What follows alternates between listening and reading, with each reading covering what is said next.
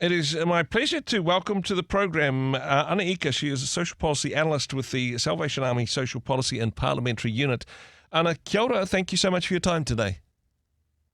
Hi, Andrew. Thanks for having me. Now, a very busy week, well, a very busy few weeks building up to this. Lead researcher of the State of Pacific Peoples in Aotearoa.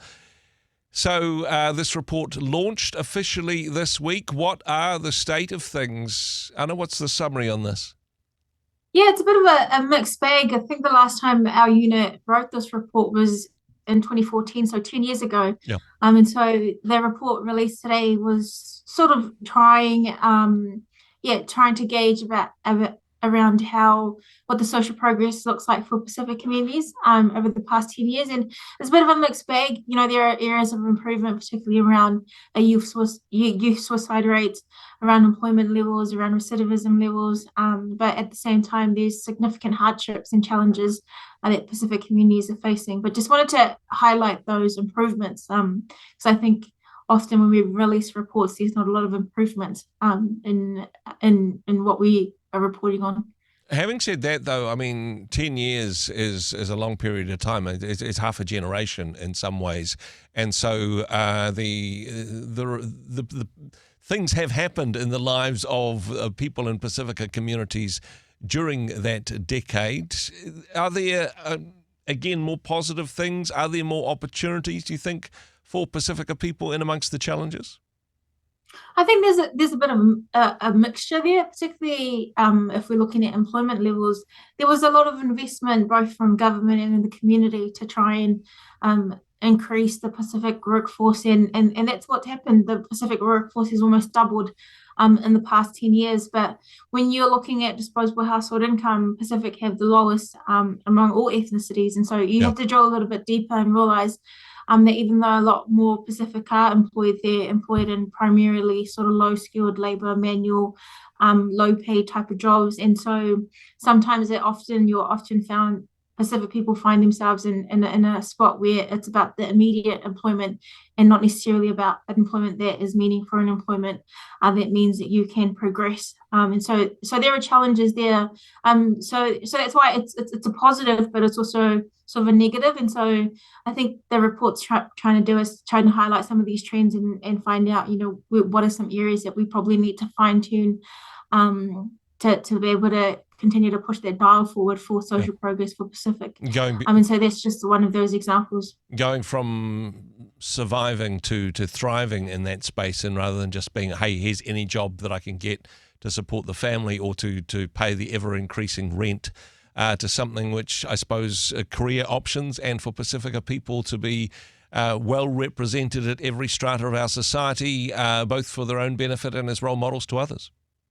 Yeah, absolutely. And I think, you know, it was really difficult to be able to try and explain, like, there's sort of this humility in Pacific cultures that mean that, you know, they necessarily won't go and ask for that pay rise even though they deserve it. Yeah. Or they won't go and ask for that promotion because, you know, that's not what you do. Where you sort of have to, you have to be your own champion in some of those spaces, particularly around employment. So, it's how do you change people's mindsets at the same time, and how do you improve career pathways to progress higher? When it comes, I suppose, to measuring success within the Pacifica community, that in some ways just measuring the financial aspect of it isn't capturing the true value or the true heart of many people in the Pacifica communities. It's not necessarily all about how much money you've got. It's the value of faith. It's the value of family relationships. And actually, I suppose if we're going to do a positive picture, these are strengths and values and richness that the Pacifica communities have that perhaps some of the Palangi communities could do with some more of. I think there's definitely opportunities for all ethnic groups to be able to learn from each other. In the report I wrote a theological reflection on the Greek word koinonia, which is about fellowship and community. Yeah. And it first shows up in the book of Acts. And just because that really resonated with me when I was thinking about Pacific communities, about how the early church came together. They had koinonia, they prayed, they broke bread. And that's very much, no factor for Pacific communities is they break a lot of bread, sometimes too much bread. But it's often around prayer. You've got tangata whenua who have their maraes, and when Pacific came here, our maraes were our churches. Those were places of spiritual growth. Those were places of community. Those were places of belonging. And so that really safeguarded, faith really safeguarded a lot of those issues for Pacific communities today. And so, you have to acknowledge the aspect of faith and family in Pacific cultures, that they play a huge role. Now, you mentioned, I suppose, migrant communities to New Zealand.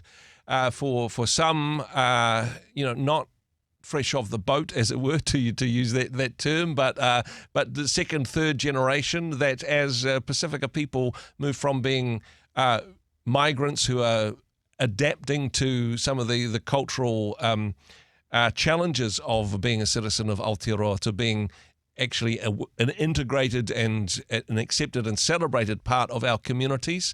Positive things coming with that, I suppose, as time progresses?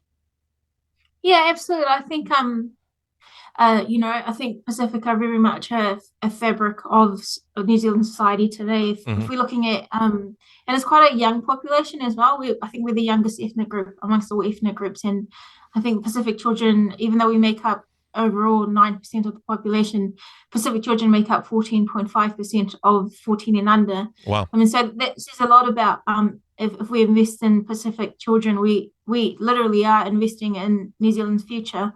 And so I think majority of New Zealanders since the early 90s are now born here in New Zealand. And so and that comes with its challenges, but also comes with its benefits, that we're able to retain a lot of our cultural values. We're able to retain our language, and that's really important to Pacific, to different Pacific ethnicities. Yeah, well, I suppose becoming a part of New Zealand society, but also retaining those cultural values, the language, that family connection, and of course the spiritual connection as well. So important. Thank you so much for the work that you do. This is important research to be done, and whilst, as you say, it's a bit of a mixed bag, in amongst that, some good things to celebrate, and that's something else that the Pacifica communities demonstrate to us, is to be able to celebrate and have that sense of togetherness. Anna, thank you so much for the work you do. Thanks for joining us today. Cool. Thanks, Andrew. Hey, thanks very much for joining us in the Rhema studio. Thanks very much for watching the interview. It's kind of nice to have an audience, actually. And if you did like what you watched, then do give us a like, do give us the thumbs up. And if you'd like to see more interviews like that one, or perhaps even better, subscribe and those interviews will come straight to you. Don't forget to turn on your notifications, and we'll see you in the next one. Cheers.